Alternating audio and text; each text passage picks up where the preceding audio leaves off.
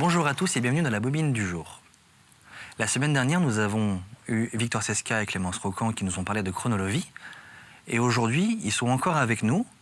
Mais aujourd'hui, on va plutôt parler de l'aspect danse et comment est-ce qu'on travaille l'aspect technique au niveau de la danse sur votre film.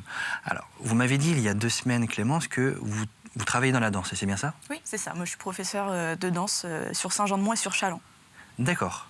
Alors, très rapidement, quel parcours on fait pour être chorégraphe de film? Enfin, vous êtes chorégraphe de... Enfin, vous vous considérez comme chorégraphe de film ou pas du tout?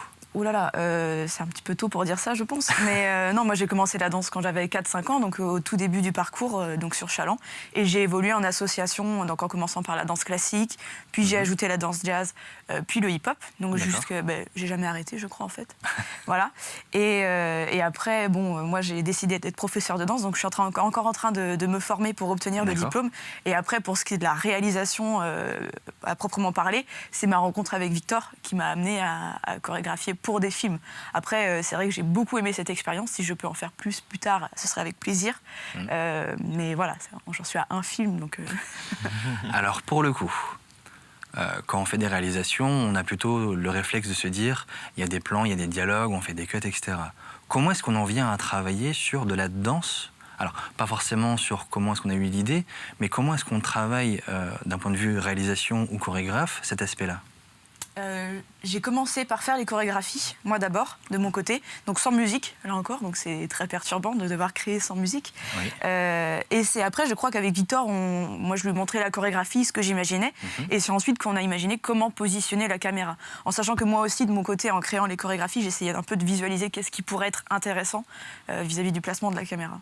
D'accord, parce que je suppose que là, ça a dû être un travail assez commun, parce que vous êtes danseuse et pas réalisatrice au final. Donc du coup, Victor, est-ce que ça a été un challenge ou est-ce que ça a été plutôt facile et naturel de travailler comme ça? Non, c'était très facile et naturel parce que je pense qu'au final, la mise en scène et la réalisation, ça reste de la chorégraphie et de la danse. Donc entre des acteurs qui dansent ou faire danser la caméra, c'est un peu la même chose. Et parce que le cinéma, c'est une question de rythme, de tempo, donc c'est de la musicalité, c'est de la chorégraphie. Donc tous les arts se mélangent en fait quand on fait du cinéma. Et là on était très complémentaires sur nos deux passions, quoi. Alors, vous m'avez expliqué la semaine dernière que c'est l'histoire d'un couple tout au long de leur vie. Comment est-ce qu'on peut faire ressentir justement toutes les différentes émotions et toutes les étapes par lesquelles on peut passer à travers la danse? Comment ça se fait? Ça se distingue selon les 3 générations. Donc quand on commence avec les jeunes, on a une chorégraphie qui n'est pas très précise. Voilà, il y a des petites chutes, c'est un peu l'euphorie du début. Ensuite, avec le couple adulte, là tout de suite, voilà, on sent que ça a grandi, c'est plus mature comme danse.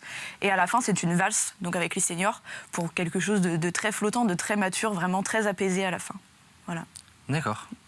Il y a eu une envie particulière sur un aspect précis en termes de chorégraphie ou pas du tout? C'était un peu open bar, si je puis dire, ou alors oui, c'était plutôt parce que j'ai des influences de plein de styles, donc il y a des petits mouvements qui sont un peu plus hip-hop, mais globalement c'est jazz. Après, voilà, j'ai rajouté des petites influences à droite à gauche, mais c'était très libre, hein, je me suis pas limitée dans un style, en tout cas. Alors, vous m'avez dit qu'il n'y avait pas encore la musique de fête à ce moment-là. Comment est-ce que ça s'est géré avec le compositeur sur le plateau? Alors oui, Jacques était sur le plateau, lui, et donc il voyait un peu comment ça se passait. Bon, après, il s'est surtout inspiré de l'ambiance, des couples qui étaient vraiment ensemble dans la vraie vie aussi pour s'inspirer. Et après, pour le travail en post-production, nous, on a travaillé avec lui, donc on lui expliquait un peu ce qu'on voulait. Lui composait, et le gros luxe que j'ai eu en tant que chorégraphe, c'est de lui dire peut-être, marque ce mouvement-là avec une cymbale, etc. Donc vraiment un travail de sur-mesure pour une chorégraphe avec la musique, c'est très intéressant, et ouais, c'était super à faire. Alors moi, ça me donne envie de le voir. Où est-ce qu'on peut le voir, ce film?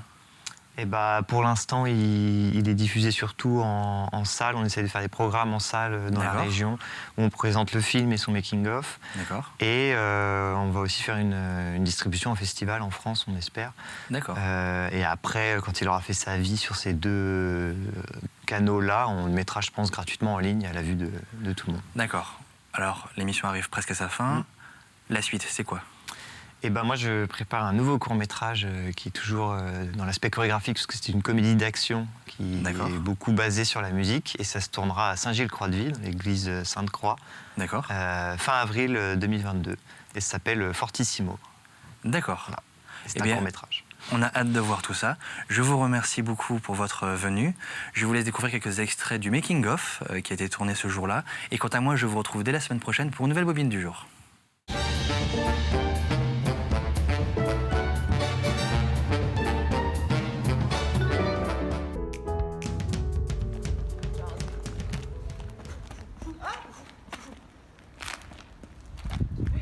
Triche un peu, si t'es là.